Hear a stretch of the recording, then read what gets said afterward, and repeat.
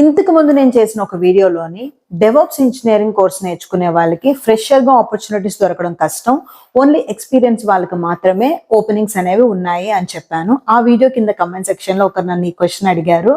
Experienced గా ఎలా hire చేసుకుంటున్నారు, వాళ్ళు ఒక ఇయర్స్ బిఫోర్ ఒక ఫ్రెషర్ గా వాళ్ళకి జాబ్ వస్తేనే కదా చేసుకుని ఉంటారు, ఇదేం లాజిక్ అని చెప్పి అడిగారు అన్నమాట. అది చాలా మంచి కమెంట్ నేను రిసీవ్ చేసుకున్న దాంట్లోని.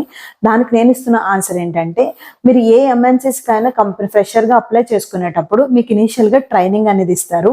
సో ట్రైనింగ్ అనేది ఒక్కొక్క క్యాండిడేట్ ని ఒక్కొక్క టెక్నాలజీస్ లోకి పంపిస్తారన్నమాట. లైక్ డెవాప్స్ కానీ, డెవలపర్ కానీ, టెస్టర్ రోల్స్ లో కానీ, ఇలా డిఫరెంట్ డొమైన్స్ లోకి పంపించేసి ట్రైనింగ్ ఇస్తూ ఉంటారు. సో ఆ పర్టికులర్ టైంలో డెవాప్స్ ఇంజనీర్ గా ట్రైనింగ్ ఇచ్చిన వాళ్ళకి ప్రాజెక్ట్స్ ఇచ్చి దాంట్లో ఎక్స్పీరియన్స్ తెచ్చుకుంటారన్నమాట. వాళ్ళే ఫ్యూచర్ ఎంప్లాయ్మెంట్ కి ట్రై చేస్తారు.